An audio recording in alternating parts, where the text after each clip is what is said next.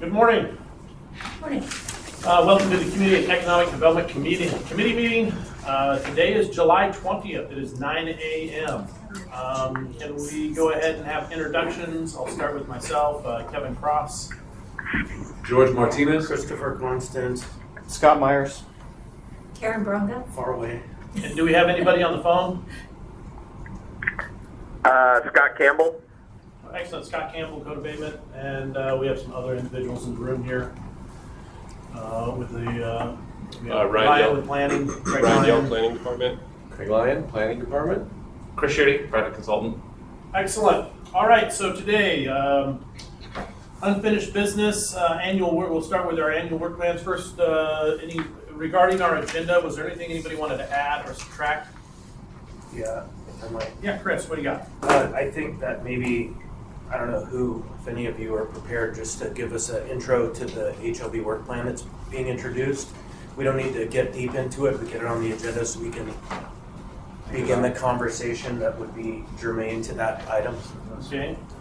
I will add HLB work plan under new business, item B. Okay. Other thing, also on unfinished business, this might have been unfinished / new business, the residential zoning changes 2023-66. I was anticipating having that S version, a very heavily amended S version in front of us to review, but that did not come out. I think Dean didn't. Likewise, always the week before an assembly meeting, our poor overworked Dean Gates and legal, haven't done the final modifications on that, working with Meg in order to get that over. So I don't have that. As much as I'd love to go over it, we might be able to do a Hubble telescope view of what's going on, but the S version is pretty heavily amended, and I wanted to get a chance to discuss that. We might just move that to the next CEDC meeting, where we actually have a tangible document in front of us that we can pick at. Okay? I'll just make a note here. Any other adjustments before we proceed? Should we introduce the rest of the room? Yeah, anybody else in the room that wish to be on record as being in attendance? Christine Bedell, Long Range Planning. Melinda Gant, ACDA. And just joining us, Bill Peterson, Code Abatement. well, hey Bill. We're still doing introductions. Dave Whitfield, Planning. Thanks, Dave. Okay, so we'll go right to unfinished business, annual work plans, roadmap to Vital and Safe Anchorage Group update handout. Who will be giving that presentation? I'll just talk briefly about it. As you all know, at our last meeting, we went through our annual work plan and kind of created priorities. The roadmap to Vital and Safe Anchorage update was one of the immediate priorities, and thanks to Christopher Schutte, who connected me with Michael Fredericks. This is the update. It's all been part of the handout, and so it wasn't really, the agenda was built around hopefully a presentation today, so if there are any comments about this update, but it really was just to introduce the update into the committee so that we all have it. Spectacular. I will note that we were added by Anna Brawley at 9:03. Mr. Constant. Chris, was there a 1 and 2 to this report, do you know? 'Cause all we I'd have have to check with, three. through the chair, Chris Schutte. I'd have to check with Michael. My recollection is they did one update to the assembly last Let me year. restate. Take the handout here, I don't know if you got it, Um, but we only have items 3, 4, and 5, which suggests to me that there might be an item 1 and 2 somewhere. And I'm wondering if we just didn't get it or if it was intentionally not presented. I'll follow up with Michael real quick and see if that's the case.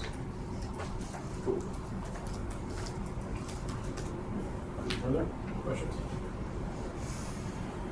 Excellent. Next, moving on to vacant and abandoned properties. I believe those resources are now online. We're individuals. We got those over. And then who will be making that presentation? Yes, I'll just speak to that as well. George Martinez, everybody, for the record. We introduced that item last meeting, and today I wanted to share additional resources, primarily our list, a PDF version of our list, the municipals list of the properties that are on our V&A list, and an email that had resource links that included our municipal process to how to get on that list so that members become familiar with our local process. other resources from different sites, including articles and starting points for meaningful framework for discussions about what to do and what different cities are doing. There's also a video on these resource links that we recently shared and will be updated on the website for things even about what other cities are doing, confronting office buildings and conversions and that sort of stuff. So really looking at a big, broad scope of vacant and abandoned properties and looking from our list through resources with an intentionality of having this conversation over the next 2 months, a little more refined into what are potential projects, focus areas we can develop. And hopefully that's in line with the timing of us thinking of budget conversations about where our buckets are and what the investment strategies are going into the next year. So that's my intentionality here. Really wasn't having a discussion as much as just presenting additional resources that should be available for you all. And I welcome anybody else to share resources that they may have as well regarding these conversations, with an eye on coming up with some projects and some budget timelines. Thank you. We have some comments. Oh, and just one thing on the top list is the Google map of all the VNA properties that are on the list that was shared with you all. It's been mapped out by our folks as well. So. Where's this list? Yeah, can we distribute this out, make this available? Yeah, has it been It's shared? posted on the webpage. Yeah. It's available. It's publicly available information, but it's been. You say the webpage, just under agenda documents? Yep. All right, thank you. Excuse me, Chairs, I have a question. Yes, ma'am. Um, Member Braun? Yeah, thank you. Anna Brawley, I just had a clarifying question about the spreadsheet that was sent out, or the PDF of it. It looked like some properties have appraised value and then others didn't, and I just wondered, is that just because they haven't gone through that process, or? Yeah.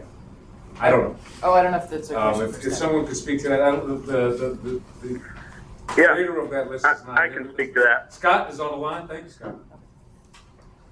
Yeah, so this list is developed from people who've registered their residence property, commercial building, whatnot, with the municipality as a vacant and abandoned building. I've taken this list and tried to, quantify the amount of man hours, so to speak, that the municipality spends on some of these properties.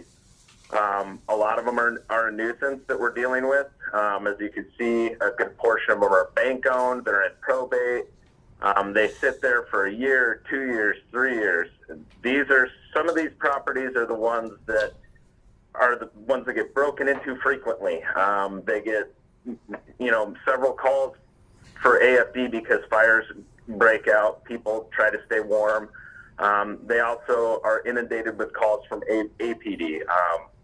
I know every single one of you have constituents that live in some of these neighborhoods, and you already know the complaint issues that we get with these.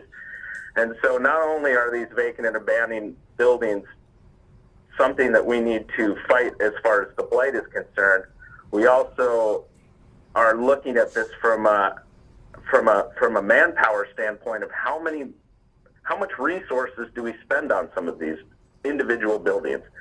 And so what we try to do is list these and quantify each one with man hours and try to put an appraisal value to it and try to at least grab some sort of concept of what we can do with these buildings. And so that's kind of where this list is developed to now. Originally it was just, who's registered at property owner parcel, da-da-da-da-da.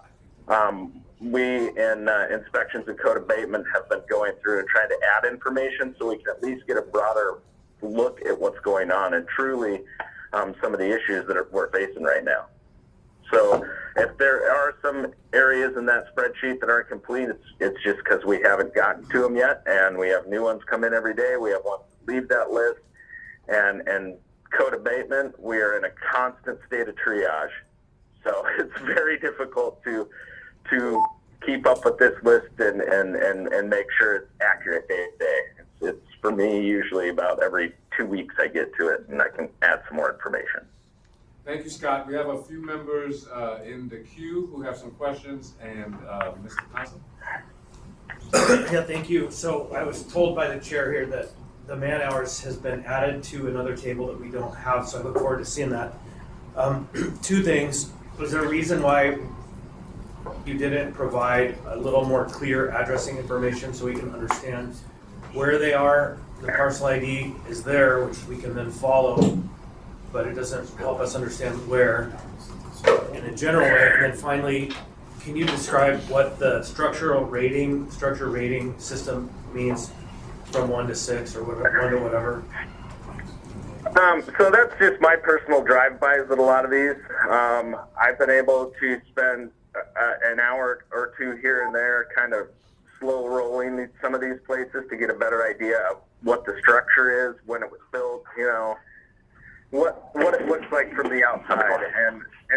And some of these, my scale of 1 to 10 is very conservative. A lot of these buildings are going to need to be torn to the ground. A lot of them, there's enough structure left to where it is cost effective to remodel or repair or revitalize that structure.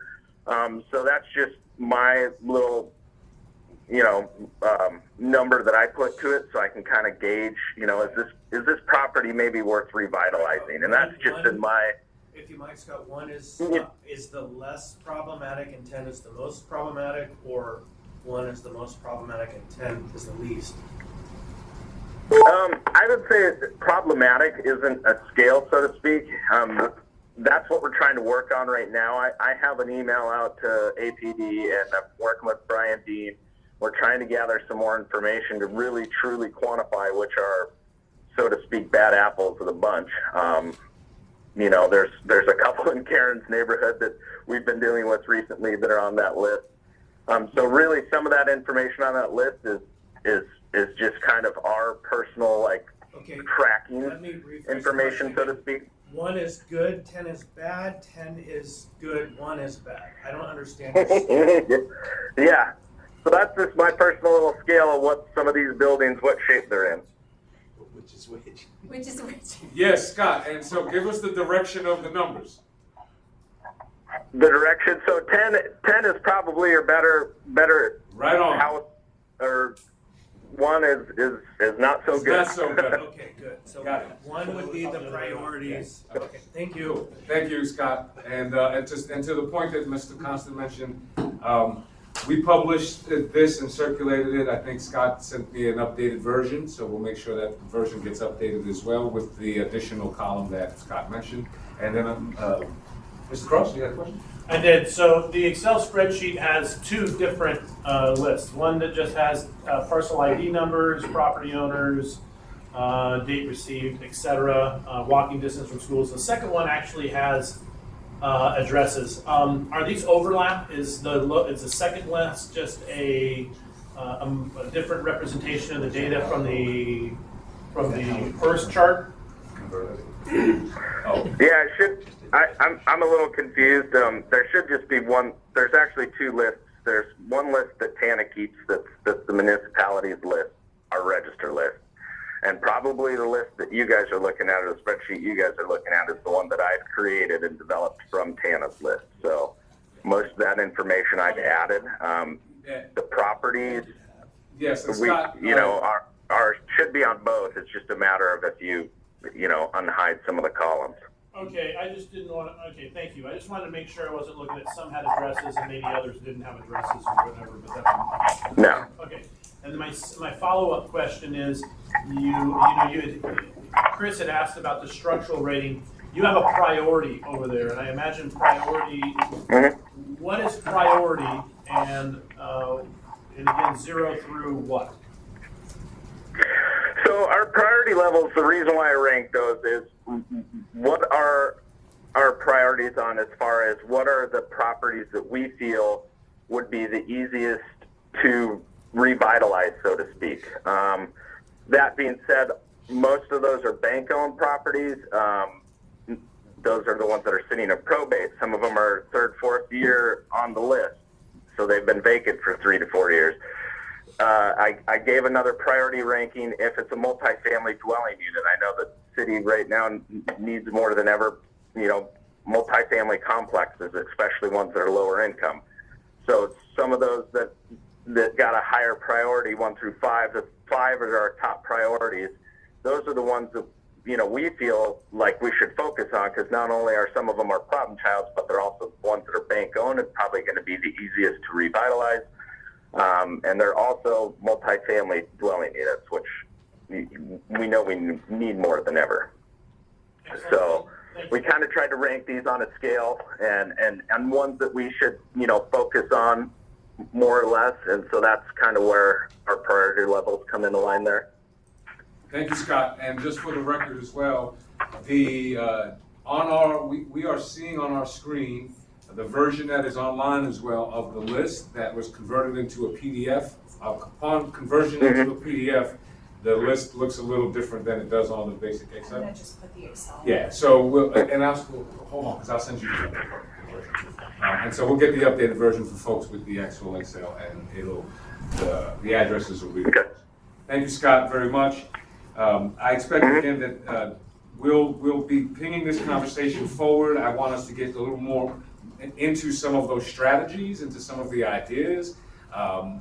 We'll have a priority rating and some other indicators of where maybe some focus areas could be for us. But that's my expectation. So we're sharing this meeting resources, readings, reviews, and hopefully folks will have some ideas to bring back as we move this conversation into the subsequent meetings. Yeah, I think the thing to really take away here, and I know we can never get to basically 0 vacant buildings or distressed properties just as inventory ages, but just the count here, you know, we've got, and not all the buildings have a count on them, but even in the ones that do, as far as units, it's over 200 rental units when you add up, there's 2 more off there, which, you know, if you figuring the average is probably 2.3 people per unit, you might figuring that some might be 3 bedrooms, and then, you know, even a 2-bedroom would house 3 to 4 people, so maybe even higher than that. And then on the first chart here, where it just says estimated occupants, you know, again, over 300 to 400 individuals. So, I mean, it's a startling amount. You know, I don't know what averages are in other communities, but there's definitely some potential there. And so maybe a further conversation will be interesting. We get into our blighted properties and how we take this information and how we encourage, you know, revitalization of these distressed properties. So thank you very much. Thank you. And can I add one more thing real quick? Yes, Scott. You know what you're seeing on that list there is roughly 140, I believe, individual properties. And, you know, I would almost guarantee that there's twice that many out there right now. And Bill Peterson can attest to this. A lot of these issues that we're dealing with out there in these multifamilies, a lot of these buildings are old. They're at the end of their lifespan. And even the ones that are occupied right now, I guarantee you in this next year, we're going to run into 2 or 3 more buildings that we have to vacate people because the living conditions are so terrible that we can't really allow people to live in there anymore. And we did that twice this last year. One at 101 Bunnell Street, and we did it again at 1471 West 26th. And we had to move all, I think it was close to 120 individuals out of both of those places. Not that we wanted to, but because the cockroaches, the mold, the water leaking through the roof, the raw sewage on the ground, that's the state of some of our apartment complexes right now. And if we don't start focusing on some of these, we're going to have more. And we're going to have more next year. And we're going to have to, you know, get rid of more lower income housing because the infrastructure that we have is falling apart. So that's why we kind of put these on a priority level for us is, you know, we just keep getting work. We want to get rid of it, and we want to stop having to go to these places and shut them down. But we're just constantly getting intake on these. We don't have time to follow up. So, Thank you know, Scott. again, Thank you know, Scott. additional resources, whatever we could do to throw at this would be great. We have a few additional folks to speak in the queue, so hold on, Scott. Member Brown? I wanted to shout out to Scott how hard he's worked on one of the properties in my area, and why 2 of them that have come to my attention, it's neighbors feeling very unsafe with these derelict properties near them because who they've attracted. And if you counted all that man hour on Defiance, it would be amazing, I imagine. and I thank you for that. I wondered, with the East 26th property, like $34,950 in back taxes, and he doesn't respond. Is the reason, besides dealing with the banks, is the reason because if we take over them, it's going to be super costly to actually demo the burned building, and we don't have the funds for that, or what slows down the process? We do have funds for demo right now. We have some ARPA funds available. Some of these buildings that are burnt out or derelict, they're privately owned. It's very difficult for us to get the owner to move on them. Our next avenue is just, taking this to the administrative hearings officer. That's an option. Or through the municipal manager. I know that's an option as well, but a little bit more difficult. But again, this is a 24-hour deal. We work, we get calls every day. And unless we document these, they fall backwards. So our whole goal is to make sure everything's documented. And follow-up is where we're running into an issue, because we only have 4 code abatement officers. So, we're running around putting out these fires every day. We don't have necessarily the time to follow up with a lot of them, and we try, and we're continuing to try.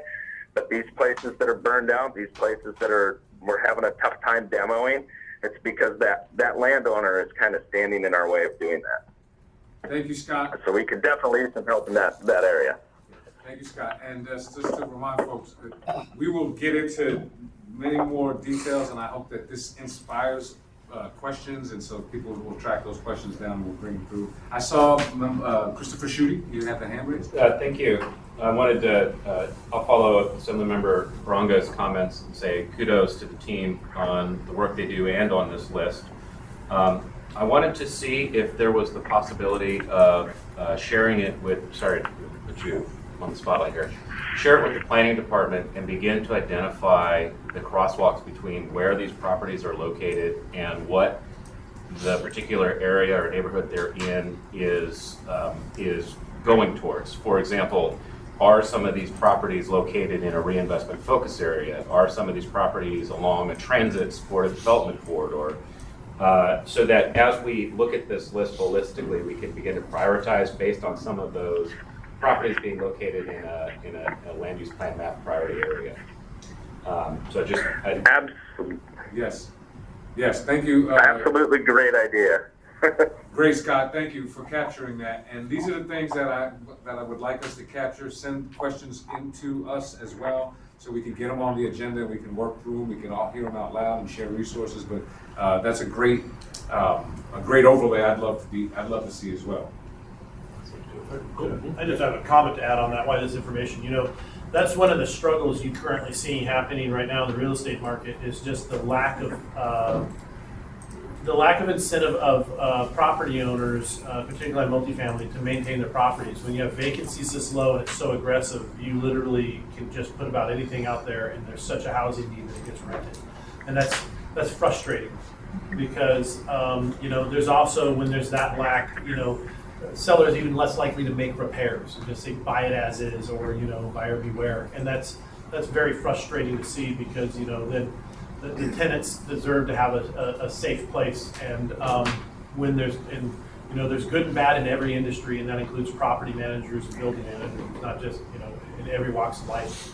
But the kind of stress that we're seeing right now is kind of exacerbating that problem with what Scott's seeing out there as far as what's the incentive. If I can just put it out there, if I can just vacuum it, and it may or may not have adequate smoke detectors, or maybe there's a window that's cracked, needs to be replaced, or hey, it's got, where else are you going to go? You get less than 2% vacancies, where are you going to go? And so, yeah, it's definitely can be startling. So thank you, Scott. Thank you, Scott. One more comment? Christopher?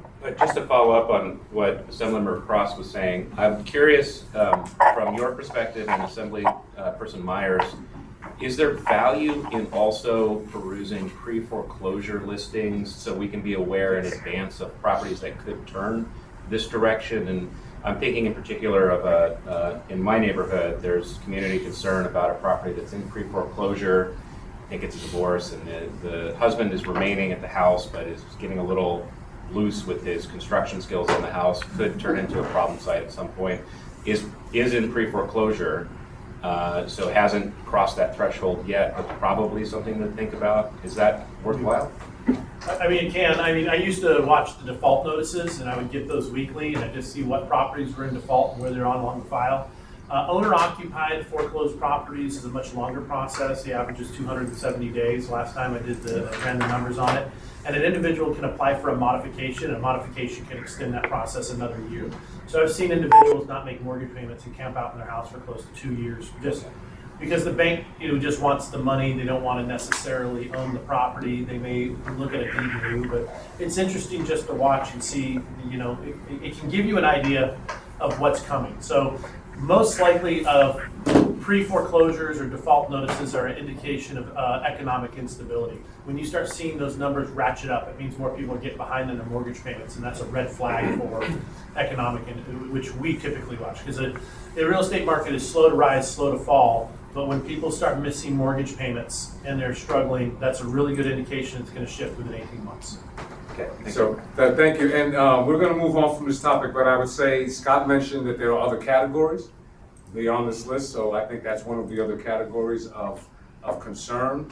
And more to come on this. Obviously, there's a lot of opportunities, and I'll also note that I've asked for a list of vacant and abandoned lots, LOTS, lots, to get an understanding of how that comes alongside the same question, same blight, same nuisance, same development opportunities or redevelopment opportunities. So more to come on this front. Again, if you have information that you'd like to share with the committee, feel free to send it to us, and we will have this on the radar for our next couple of meetings to dig into it and come up hopefully with some plans or some project items. Thank you, everyone. Our next item on the agenda is residential zoning changes. There would have been a presentation today. Member Cross mentioned that the S version is not here today. There is a work session on that tomorrow, but I'd love to turn it over to Member Cross and just give us a high-level overview of what we should expect. Yeah, so the S version is a very heavily amended version that both myself, Meg Zalatel, and Dan Boland have been working on. So it's gone through a significant alteration in order to establish more clear timelines and expectations of the process. It was my hope that I would have that S version finalized with the additional whereas statements and modifications for your review, so we could ask preliminary questions. But we do have a work session on it tomorrow. It'll probably go for public comment and then extended, because I do want to make sure that it comes back before the CEDC before we vote on it. So have another opportunity to go back through that. But again, the best thing I can do, I would encourage you, if you're trying to look at what we're trying to do, is I did forward out to the assembly, the intention here, what happened in Oklahoma City. Maybe you know this, but actually the mayor of Oklahoma City has been invited by the AEDC to come speak on August 1st. They have a significant, they've seen their housing market recover tremendously, and the business market, with some different strategies they had that dealt with less onerous on zoning and just moving some of these things towards building standards in order to stick to making sure you respect urban areas, rural areas, the land use plans, but making it easier to do infill development, but staying consistent with the long-range plans. And so as we go through there, what that process looks like and what we hope all the contributors will see in the long run. But there's some excellent case studies that's being done in the lower 48. And we look forward to that work session tomorrow and getting that before you. And I don't know, is Mr. Boland on the phone? I know he said he was going to call in. Yeah. Daniel, do you have anything you want to add? Yeah, I am here. Hilariously, I'm actually 2 minutes away from you guys. But the other thing we're doing is putting together a memorandum, which will really kind of lay out the discussion that we had in the previous work session, where we talked about the various pillars. Meg had the 3 panels up on the wall, and one was the pillars. What are the things by right? Lot size, building height, etc. And then we'll also have a graphic about the land use designations and the buildable envelope. So hopefully having a memorandum attached to the substitute version will give the public a little bit more reassurance about where we're headed and what that process is going to look like, and kind of, how this is sort of a foundational policy statement of, hey, we want to revise zoning and simplify it and streamline it in acreage, but we kind of know where we're headed and here's the direction we're going in. So yeah, I think hopefully that'll clear up a lot of confusion for folks. Thank you. Do you have any questions? Excellent. And again, I would encourage you guys to attend that work session. I apologize I was not able to get that S version for today's meeting, but we're moving forward. Moving on to new business. Notice of adopted and filed regulations of the Marijuana Control Board. Miranda? It says that, yeah, that's you.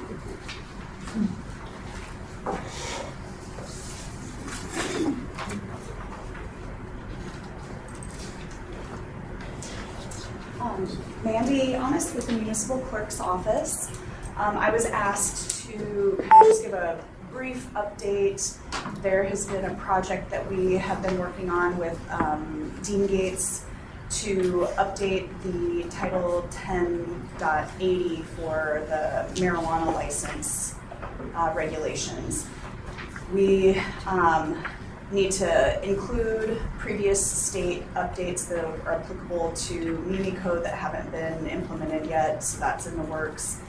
This most recent one that was sent from the AMCO office that has been added to state regulations.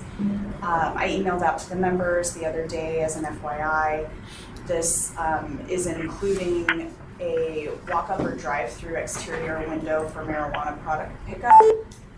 So I think just kind of as an FYI, similar to the alcohol project that we just completed with getting the state regulations incorporated and kind of doing some little cleanups here and there, we're working on that for the marijuana code as well. So that will be coming hopefully soon. Now that the alcohol one has been completed for the base level stuff, this is the one that we're going to start working on now. Perfect. It was less than 3 minutes. Thank you. Excellent. Any questions for Mandy? Thank you, Mandy. All right, moving on to our added item, item B, HLB work plan. Who can provide those updates? I guess I will. Good morning, my name is Jonathan. Come on in, up to this phone. Our microphone's right there on the phone, so if you get close to that, people can hear you loud and clear for the record. So unexpected, but my name is Jonathan Taylor. I am new to HLB. I started in March. I'm from North Carolina, but by way of Oregon. So in August, the Assembly will see the first draft through a work session for the HLB work plan. The work plan is guided by Municipal Code 25 that details our public land management. We are very limited in what we can do by code, but what we can do is acquire, dispose, transfer HLB lands. Earlier this year, the Assembly passed AR that guided residential development for Girdwood. We identified 11 properties within the Girdwood area for potential redevelopment. It was a very rudimentary analysis because land is often subjective, and what we based that on was seismic activity, avalanche areas, access by line of crow sight to utilities. So we found that 11 properties within the Girdwood area were at least should be considered for residential development. The work plan will also identify several key priorities that HLB will work on next year, and 2 of those are going to be kind of remedying the Girdwood Industrial Park. It has sat underutilized, what I would say, if I was honest, but also the community is looking to have more of an industrial and business presence within Girdwood. And the second one would be Block 102. It's being, we're in a partnership with AEDC on transferring property from HLB with the state of Alaska with a land swap, but that is in a very preliminary state. So I'd be doing better with questions if you have any. Just one point of clarification for the record. The Block 102 is ACDA, the Community Development Authority, not corporation. My No apologies. problem. Melinda Gann is in the room, so I got Those darn A acronyms, everybody gets confused. Yes, sir. As you identify your parcels that offer the best potential for residential development, are you just looking like, do you take in consideration other costs associated, such as off-site improvements that a developer would have to bring in, utilities in order to reach it? I mean, you said access to utilities, but it's not always that. Sometimes it's road access and how, in type 2 roll turbo, whatever the codes are for Girdwood. Mm-hmm. I mean, or are we just looking at available land, it's not wetlands? I mean, I'm kind of curious on just the depth of that. So that's a good question. With the prior resolution that was passed by the Assembly, part of that resolution was to determine kind of financing mechanisms to either provide some sort of incentive base, whether that be tax abatement or just general funding from whether that be the state of Alaska, ARPA dollars, or a whole host of options. Within that particular analysis, we did factor in kind of estimated costs by working with AWU, Chugach Electric, and stuff like that. With this particular analysis, it was basically line of sight. So was it closer than other parcels? So most of the parcels that we did identify don't have all the necessary infrastructure for development. They might be limited with road improvements.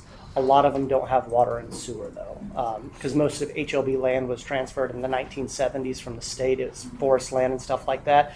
But some of those that, as Girdwood has grown, the surrounding parcels have become more lucrative in terms of development, particular the Holton Hills area, the Alyeska area, and then some of the periphery around the industrial park, where a proposed secondary access road has been proposed a long time ago, just for from Seward Highway on the west side of Girdwood. Excellent. So, put you on the spot just because item was listed on the agenda, and welcome to the Thank meeting. The spot hopefully is next month. We can have a more thorough briefing outside of the work session where the committee can go in a more nuts and bolts way through it, because a work session with 12 people in 1 hour limits what you can get into versus what we can do with this committee. So I would suggest that this is just the introduction to the committee, hopefully, and that we have it before us next month. If that's the request, then yes, we can do that. Prepare. All right. Member Brawl? Yeah, I have actually two questions. One of them came off of what Member Cross shared, or Chair Cross. So it's interesting about the water and sewer. You said most of them don't have access, and I understand that might be part of the development, but I guess is there a plan to, or is that required for installation? And I mention that because what I would be worried about is that land becoming a series of low density single family homes, especially, at least probably depending on the property. But I think that is the huge issue that we have in this state, in Mat-Su and other places, is that we develop land on water or on well and septic, and then it makes it extremely difficult to ever up densify that land. So I think that, I guess that's a concern I want to register and also ask. And then the second question is, again, I guess related to planning ahead and thinking systematically about these things. How does the HLB work plan interact with the process that's attempting to go on now, the Girdwood Comprehensive Plan? Because I also want to register a concern that that plan has been delayed for several years. In fact, 5 or 6 years ago, I remember the company I used to work for bid on it. So it's a long timeline it's been under. The current plan that wasn't updated since the 1990s. And again, I'm concerned because all of HLB's processes hinge on following the comprehensive plan, but because Girdwood does not have one or an updated one, and most of their plan is so outdated that it's not really relevant for this century, really. It's just that old. And so what is the plan? I guess I also want to register a concern and a question. Would HLB entertain the idea of not releasing that land until that comp plan is completed? So I'll Yeah, answer it's the a lot. last one because Okay. that'll be easier. So by code, and we in HLB are kind of readjusting to actually following code. So for example, the assembly has the ability to determine how we dispose of and acquire land based on our Title 25. And we're going to try to kind of pivot back to that area. HLB's primary policy is highest and best use. So if that means we are disposing of land, and I was not here 2 years ago, but I think we've learned internally that there has to be certain steps that need to be met. Right now, we are participating with planning, with the comprehensive plan. We attended that meeting in Girdwood just to kind of listen, gather feedback, understand what the needs of the community are. HLB is kind of stepping back a little bit because we fielded two sides of complaints. One, we own too much land and not doing anything with it, but also we don't know what the community wants just yet. So we are actually kind of taking a step back. The one thing that we are focusing on is not necessarily residential right now, because I think we're hearing from the assembly, the administration, as well as residents in Girdwood and other areas of there needs to be more of a solidified plan before we start just giving away HLB properties. Because one thing we are required by the contract with the state of Alaska, when we received all those parcels, acreages of land, which we have about 12,000, we have to maintain in perpetuity these easements, these conservations, because there's other requirements that we have to do to mitigate that, which requires money. And so if we dispose of land, we want to get, and it's a bank, so we have to be profitable in terms of how we manage long-term 50, 100, 75-year type projects. So the only properties that we would dispose of, if there's a clear indication of support across the board, administration, assembly, and community, and I think the one that seems to be at least entertained in terms of disposal is Block 102, which is downtown. And that's just because a parking lot, even though it is valuable, there is a clear need of housing. So to wrap all that up, first question, yeah, HLB is not disposing of any land right now in the Girdwood area. We are doing letters of intent with Girdwood Community Land Trust just to kind of let them figure out what they want to do with the old Girdwood Town site. Some of the proposals are not high density, so you've got to kind of have a better plan. If you want workforce housing, you've got to have a lot of workforce on that parcel. You can't just have like 10 or 12 people, and we're not going to dispose of land for that. And then the last one is we are actually kind of taking that approach of not doing anything with properties until the comprehensive plans are updated. Good, excellent. Member Constant? Yeah, I think that's a mistake. Okay. And I think that we shouldn't put onto pause indefinitely development efforts because a community is struggling over defining the intent of their vision for their future. What my experience is with comprehensive plans, and I've spent a lot of time working on a few of them, is that there are tools used to stop development. There are tools used to effectively filibuster so that we can't go forward. And so I think if the department is intending to adopt a position one way or the other, they should consult the assembly and put forward a resolution, and let's actually give you guidance as opposed to just take the bully's opinion that we shouldn't do anything until they get what they want. And so I think that that is a policy decision, and I think generally the policy of the municipality right now is get some housing built. And so it's not to delay housing policy until such a time as the neighborhood has locked it up to the tightest boundary that they can, so that only the neighborhood character is respected and not all the other values that are intended. And so I would say be careful with the idea of waiting, that we should have that policy conversation, but I don't think that it's necessarily something to assume is the value we all share or is the will of the body. If I could respond to that, Mr. Yes. Constant. So Emma Gibney is new. She's been here a year and a half, and I'm new 4 months. So we're learning the past mistakes of HLB, and so we want to be careful about respecting policy and procedures. I will say that 4 of the primary residential parcels that are adequate enough for at least redevelopment, whether that's mixed use or commercial or residential, unfortunately are being tied up with other policy considerations currently. Absolutely. I'm so- I'm not getting your business to tell Oh, no, what you exactly can't. how I'm to just do it, saying. But if there's some overarching policy that's Okay. being set up, like we're not gonna develop somewhere until the comprehensive plan is updated, then Okay. we are shutting down development for the next 5 to 7 years in most of the town. Because all the neighborhoods want their comprehensive plans updated, especially neighborhoods that don't wanna see development, because they wanna ratchet it down. And so that's just an area where I want you to be really thoughtful when setting up the answer no, because we're waiting for, make sure that's really thoughtful. I have myself in the queue and then Chris, really quick. I agree with what Chris says. Okay. And so I would like to see our Chugach Eagle River comprehensive plan. I've been told they want another 3 years by some individuals to update that, which was supposed to be updated in 2016. That hasn't been updated since 2006. And in 2006, it says on page 1, no significant changes since 1993.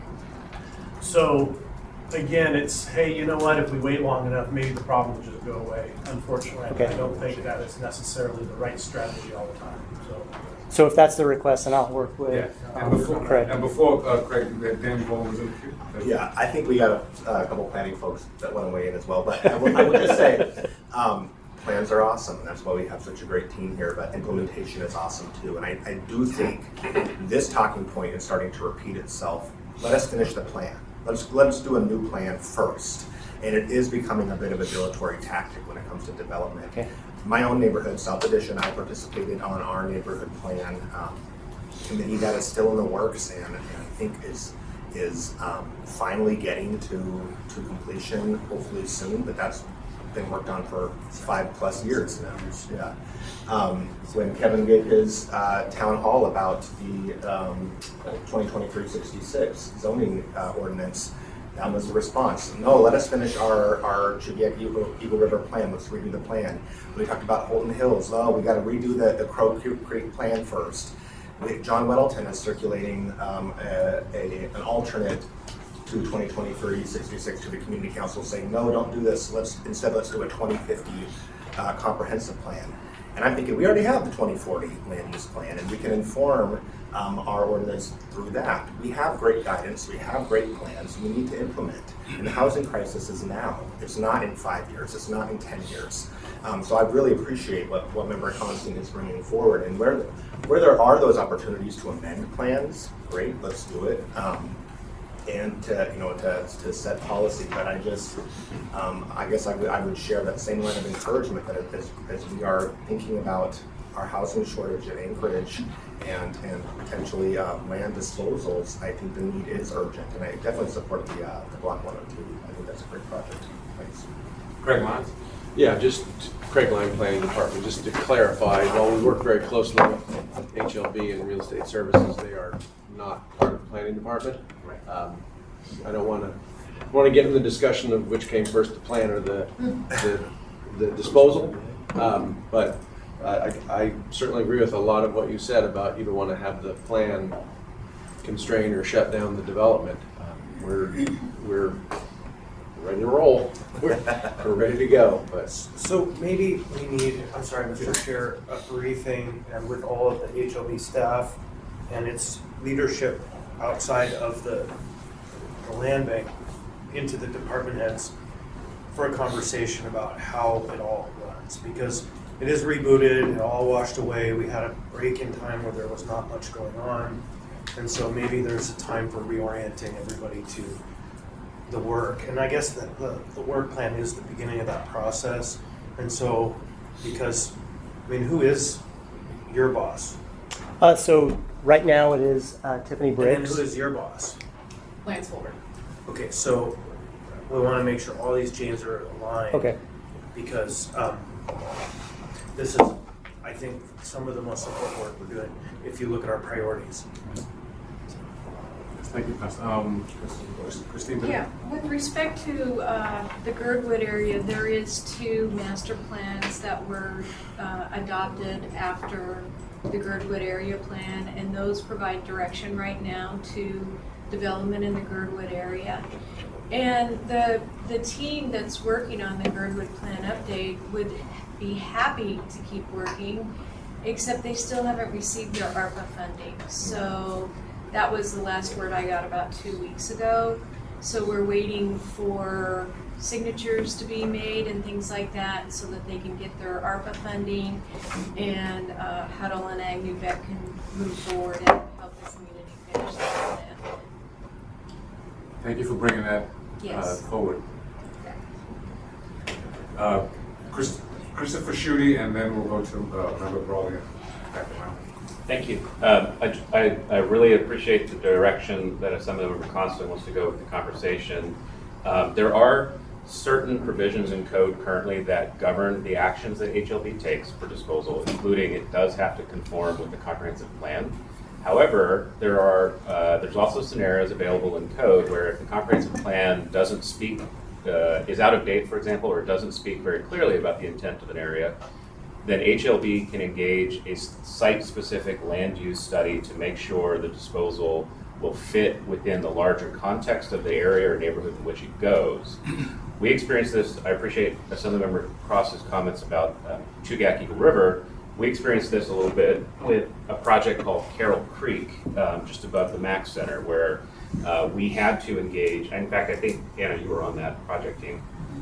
We had to engage a consultant to complete a site-specific land use plan prior to disposal of that property. To do that at a micro level, do that important exercise of how can this property develop, how will it fit within the larger area in which it sits, and how can that be accomplished via disposal and development. So I think those are options on the table for the group to think about. There's a follow-up question to that point. Yeah, so from a cost perspective, what does something like that run, do you think? I don't remember. Right, because when we think about if we're gonna use an alternative means to achieve checking that box, but it costs money, we need to be prepared to spend that money. Yeah. And so it would be nice to know what the financial ramifications are of doing a narrow site-specific land use plan relative to a development concept. We're talking 50 grand, we're talking 20 grand? Yeah, I don't We're recall talking- specifically. My gut tells me it was in the $70,000 to $80,000 range. But that was Anna, correct me if I'm wrong, that process took about a year. Yeah, and I mean, I don't remember the exact budget, but that's probably right. And part of it was looking at the residential development, but the impetus for it was AWWU wanted to buy a portion of it, so it also needed to be subdivided, basically, so go through the platting process, so that there was multiple parts to why that got updated. Yeah, And that was an update, that was not a new plan. No, I get that, but the reality is if we're talking about using alternative means, we have to be able to pay for them, we have to know what the costs are relatively, and everything's different than 5 years ago, but, you know, I just would love to understand what these might cost. So, I know there might not be an answer today. Yeah, but these are good points of information that we're going to be interested in as we continue this conversation moving forward. We have two other members in the queue already, so I wanted to honor the time when we'll come back around. Yeah, Member Brawley? Yeah, just briefly, and I appreciate the comments about not waiting for the plan, because I know there's delays, and I appreciate Christine bringing up that the delay is not a self-enforced one, or self-forced one right now. But I guess I will still emphasize, I understand, and I'm not one of the South Anchorage representatives, but Girdwood does have a more, it's got a greater degree of self-determination than a neighborhood. So not to say that we should wait forever or never dispose land down there until the plan is done, but they are different than a neighborhood. They are different than my Turnagain neighborhood. They have a board of supervisors. They have somewhat more, limited autonomy. So just to point that out. But I also do appreciate that we don't want to hold everything up for planning.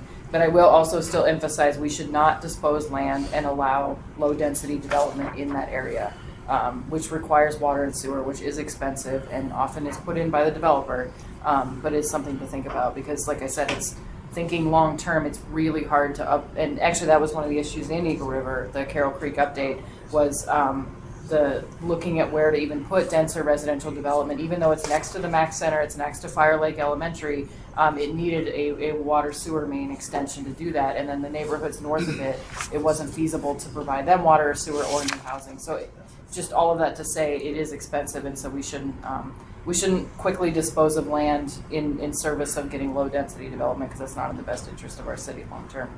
Thank you, Member Brawley. Member Cross? Yeah, it's interesting how where that happens in reality, balancing it, because the Chugach Eagle River Comprehensive Plan specifically states that there was a priority set to extend utilities up the Old Glen Highway up past Fire Lake. It was in the plan. But our Board of Supervisors has fought that every chance that they get. In fact, Clutna offered to pay for a water main extension up to their mines, and they said, no, you won't.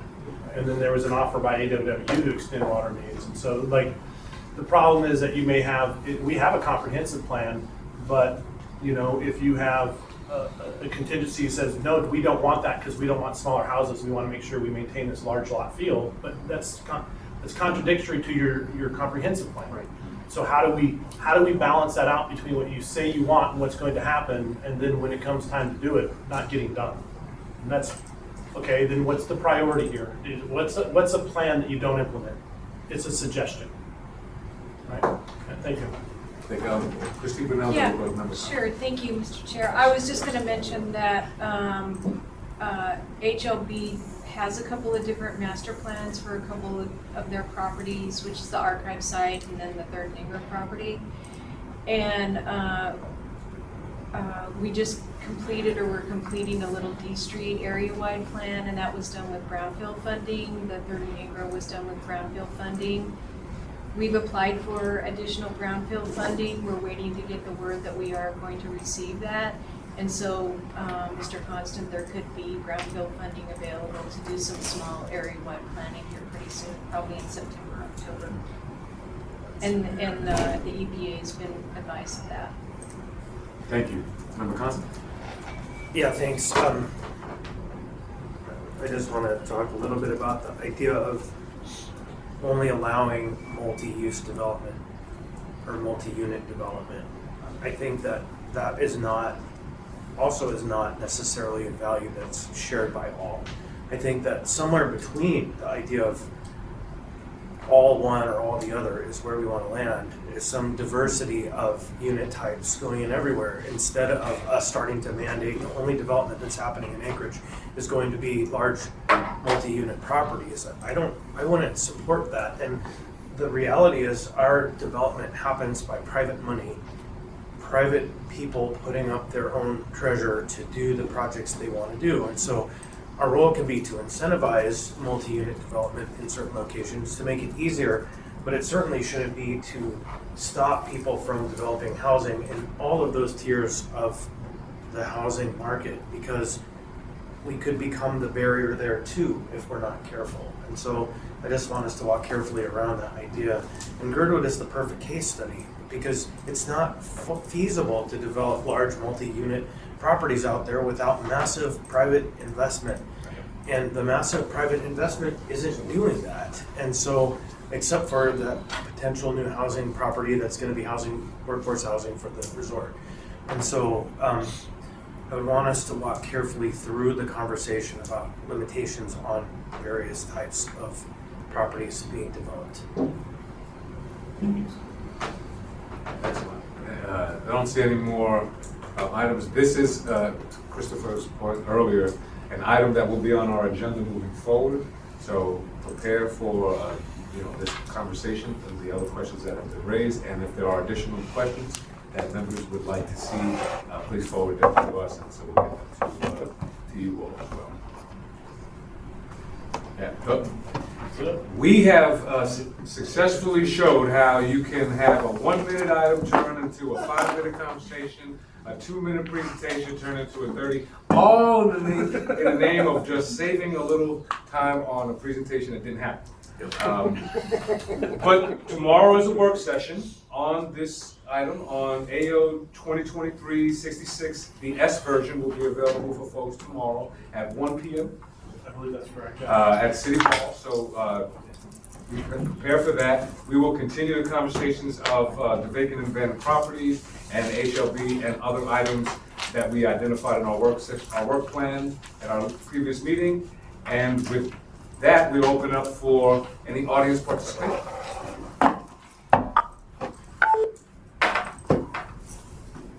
Wonderful turnout. Thank you for that, and we are adjourned. Can you hear me? Can you hear me at all? No? Okay. Hello, on the phone? Yes, please. Please, yes, it's Mike Edgington here from Birdwood. Oh, Hello, Mike. Speaking. You Hi. have, I'd just like to make a couple of public comments, Yes, sir. since there was quite a lot of information about Girdwood and the comprehensive plan.